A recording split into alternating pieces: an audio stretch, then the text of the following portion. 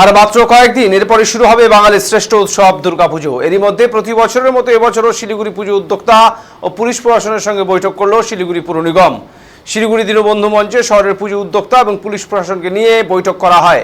এদিনের বৈঠকে উপস্থিত ছিলেন শিলিগুড়ির মেয়র গৌতম দেব, ডেপুটি মেয়র রঞ্জন সরকার, পুর নিগমের আধিকারিকরা সহ পুলিশ প্রশাসনের আধিকারিক ও পুজো উদ্যোক্তারা।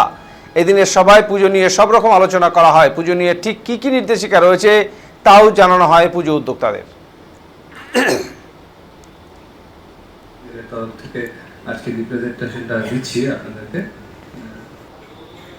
ডুয়ার্স তারা এই সময়টা ঘুরতে আসেন এবং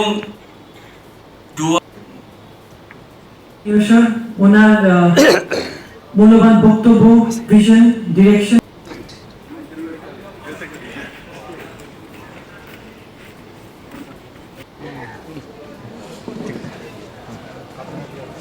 আমরা পুজো প্রিপেয়ারনেস নিয়ে আজকে মিটিং করলাম। মাননীয় মুখ্যমন্ত্রী কদিন আগেই তিনি একটা দিক নির্দেশ করেছে, আমরাও সেটাকে লক্ষ্য রেখে খুব সুন্দরভাবে নীতি নির্দেশিকা মেনে একটা পরিবেশ বান্ধব সুশৃঙ্খলভাবে পুজো করা। প্রচুর মানুষ আসেন, হাজার হাজার মানুষ এখানে আসবেন ডুয়ার্স থেকে, টেরাই থেকে এবং সারা বাংলা থেকে, বাংলার বাইরে। তারা যাতে বাংলার সম্পর্কে, আমাদের সংস্কৃতির সম্পর্কে, আমাদের কৃষ্টি, আমাদের ক্রিয়েটিভিটি, আমাদের পুজো, সেটা তারা দেখেন, উপভোগ করেন, মানুষ উপভোগ করে। সেটা জন্য আমরা মহালয়া দিন আমরা 64টি জায়গায় একসাথে মহিষাসুর মর্দিনে আমরা অনুষ্ঠানটা করব। সেদিন থেকেই আমাদের পুজোর ঘন্টা বেজেই যাবে।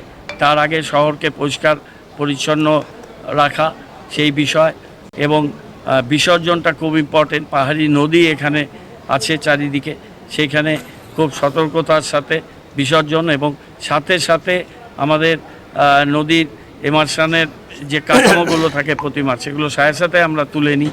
আমাদের টিম থাকে, সারা রাত ধরে কাজ করে 2-3 দিন, সেটা আমরা করব। এবং কার্নিভাল 14 তারিখে হবে আমাদের অক্টোবরে।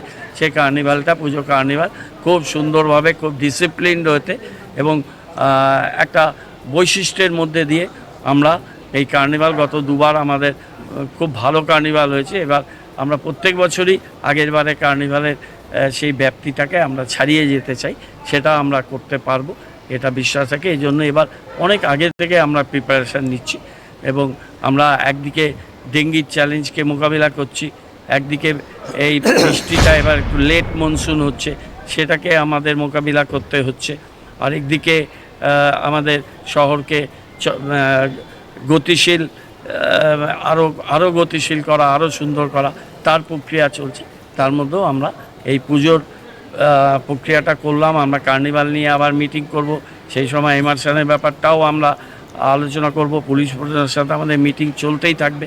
তারপর আমরা শ্যামা পুজো, দীপাবলি, তারও একটা বড় ব্যাপার আছে, সেটা আমাদের করতে হবে। এবং তারপরে ছটের এতগুলো ঘাট পাটনার ছাড়া ভারতবর্ষে কোথাও হয় না, সেটাকে সুন্দরভাবে ম্যানেজ করা। এর মধ্যে দিয়ে আমাদের 1 মাস 15-20 দিনের এই যে পুজোর উৎসব, এবং তার প্রিপেয়ারনেস ধরতে গেলে 2 মাস 2.5 মাস ধরে এই কন্টিনিউ একটা প্রোগ্রাম, এর মধ্যে আমরা থাকব।